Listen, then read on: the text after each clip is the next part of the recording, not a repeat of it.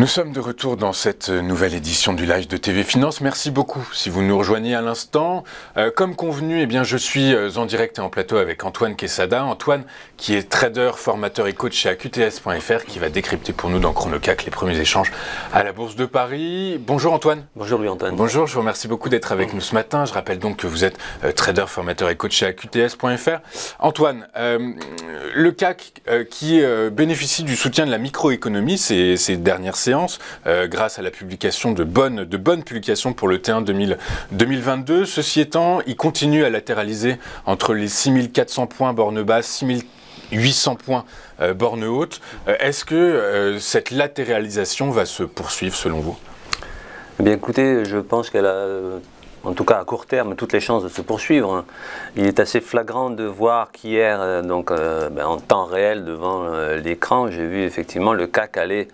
Vous parliez des 6008, effectivement, mais j'allais presque dire les 6754 points, qui est cette fameuse ligne horizontale en pointillé rouge qui est là depuis déjà des mois et qui, historiquement, je le rappelle, c'est anecdotique, mais c'est tellement vrai. Oui, ça se vérifie totalement en fait. Absolument, qui donc était une ligne de coude, une figure baissière, en épaule, tête-épaule, qui avait été donc cassé, qui avait donné un objectif, qui a même dépassé ses objectifs de baisse. Par la suite, évidemment, ce gros rebond qu'on a eu pendant tout le courant du mois de mars, on est allé refranchir cette ligne de coup, comme si le marché voulait s'envoler en quelque sorte.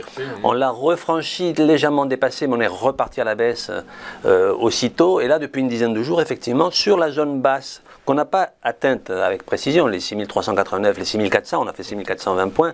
Bon, tous les analystes avaient identifié, c'était tout à fait évident, cette zone comme étant une zone potentiellement de support, de rebond, effectivement, et c'est ce qui s'est produit, même si on n'a pas tapé à 20 points près ce prix-là. Mais donc, je reviens à la situation d'hier, et hier, on est allé à 3 points près, on a légèrement dépassé les fameux 6754, on a fait 6757 points, et depuis, évidemment, ça reflue, c'est-à-dire qu'il y a des prises de bénéfices.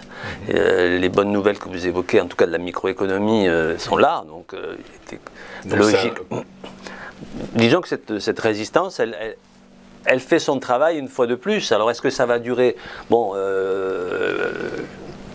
la situation, moi je ne veux pas paraître pessimiste, mais la situation géopolitique, elle est tout de même assez... Elle ne s'arrange pas. L'offensive russe se renforce dans l'est de l'Ukraine. Oui, effectivement, ça ne se résout pas. Donc je ne dirais pas que toutes les conditions sont réunies pour que le marché s'envole et casse ses résistances et aille faire des plus hauts historiques. On n'en est pas là, je ne pense pas en tout cas. En tout cas, bon, moi, mes outils, c'est l'analyse technique, comme je vous l'ai dit. Donc la grosse résistance, elle fait son travail, en tout cas depuis hier, et c'est vrai que à peine l'a-t-on tapé et franchi de 3 points que le marché s'est mis à refluer. Et les indices américains, hier après-midi, hier soir aussi, dans la même attitude. Ce matin, donc, on a ouvert avec moins 1,40 à peu près, les futurs le laissaient entendre. Donc, pour le moment, effectivement, cette borne haute, même si on n'est pas allé au 6008, mais effectivement, si on voulait casser vraiment et avoir un vrai signal plutôt, que on a toutes les chances de poursuivre la hausse, il faudrait s'affranchir des 6800 et 6829 même, le plus haut qui a été fait il y a déjà 2 ou 3 semaines. Et clôturer au-dessus et s'installer au-dessus, on en est loin. Vous voyez cette grande oblique baissière qui est ici en noir, qui est tracée déjà aussi depuis des semaines, la grande oblique baissière qui vient pratiquement coiffer les cours et qui correspond à quelques points près à la résistance des 6800 points. Donc tout ça est parfaitement cohérent, en tout cas pour donner un gros coup de frein à ce rebond que nous avons depuis une dizaine de jours. Donc ce gros coup de frein va-t-il se poursuivre ? En tout cas, il y a des prises de bénéfices, comme on dit. Moi, si j'avais été un acheteur d'il y a 10 jours, il est clair que je serais sorti du marché hier sur la résistance. C'est ce que les investisseurs sont en train de faire. Et, y compris, là, c'est ceux qui sont en train peut-être de gagner de l'argent et qui prennent leurs bénéfices. Mais si on avait été un acheteur d'il y a quelques semaines sur le franchissement des 6754, il y a quelques semaines, quand le marché est allé faire les 6800 et quelques, tous ceux qui ont acheté sur ce niveau-là étaient parfaitement optimistes et confiants dans la poursuite de la tendance haussière. Ceux-là se sont retrouvés un petit peu piégés, ils se sont retrouvés en perte. Donc ils ont coupé en fait. Alors, les plus savants, j'allais dire, d'entre eux auraient certainement coupé leurs pertes rapidement, puisque ça c'est un des fondements de l'investissement, c'est savoir limiter les pertes en fait. Si autant de gens perdent sur les marchés, c'est parce qu'effectivement ça fait mal de se couper une petite perte, mais une petite perte c'est toujours mieux qu'une grosse. Mais bon, ça c'est pour ceux qui ont eu l'intelligence de couper la perte, mais ceux qui ne l'ont pas coupé la perte, ceux qui sont dans le mode espoir, comme on dit, qui ont souffert pendant des semaines de voir que le marché leur reprenait leur argent. Ces gens-là ne rêvent plus que d'une chose dans ces cas-là. Quand vous êtes en train de perdre et que vous n'avez pas coupé votre perte, vous ne rêvez que d'une chose, c'est de récupérer votre argent.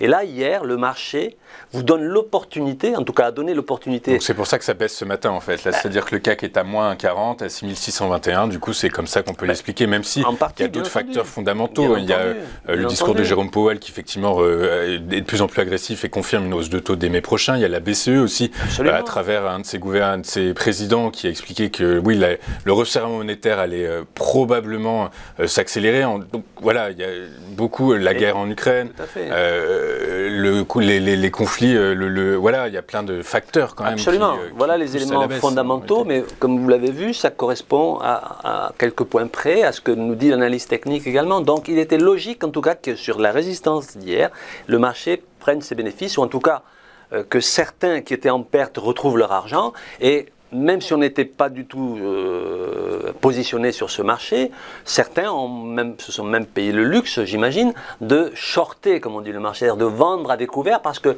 cette zone de prix parfaitement identifiée comme une résistance, elle allait de toute façon... Ça allait replier en fait. Forcément. Donc, ceux qui prennent des bénéfices, parce qu'ils ont identifié la zone, ceux qui ont l'occasion de récupérer leur argent parce qu'ils étaient en perte, et tous ceux qui savent que là, forcément, ça va refluer, et qui vendent. En fait, depuis hier, il n'y a que des vendeurs. Et qui s'expliquent fondamentalement, techniquement et psychologiquement, en fait. Ce que vous nous expliquez, c'est la psychologie du trading, et du trader, et donc, tout à fait. Donc il n'y avait pas de... Et alors, justement, avec tous ces éléments, donc là, vous supposez la probabilité que la séance d'aujourd'hui soit dans le rouge, clôture dans le rouge, est selon vous plus importante qu'elle finisse dans le vert.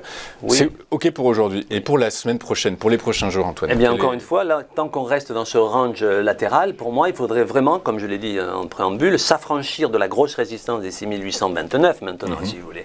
Clôturer au-dessus, s'installer au-dessus pour effectivement considérer que... Et à l'inverse, c'est-à-dire si on clôture, si on va chercher en dessous des 6400 points, la tendance pareille... Rappelez-vous, c'est la zone que je vous donne depuis des mois aussi, comme étant le niveau d'inflexion de la tendance moyen-long terme d'ailleurs. Vous voyez, c'est les fameux... écoutez, on va donc... On n'est pas devin, en tout cas on est capable d'identifier des zones. Des zones à l'intérieur desquelles le marché tend à fluctuer. Donc, après... Encore une fois, il faut des signaux clairs pour être en confiance dans ce que l'on fait. Et si des signaux clairs apparaissent, le marché saura les reconnaître. Et là, on pourra être acheteur ou vendeur. Plus joueur, en fait, d'une certaine façon. Plus joueur. Avec de meilleures probabilités. Encore une fois, le maître mot, c'est la probabilité. Okay, super. Merci beaucoup, Antoine, pour cette analyse, vos conseils et votre œil. Je rappelle que vous êtes Antoine, trader, formateur et coach chez AQTS.fr. On se retrouve dans un instant pour la suite de notre édition, de cette édition du 22 avril 2022 avec les Market Movers de Jean-Bernard Paya. À tout de suite sur Téléfinance.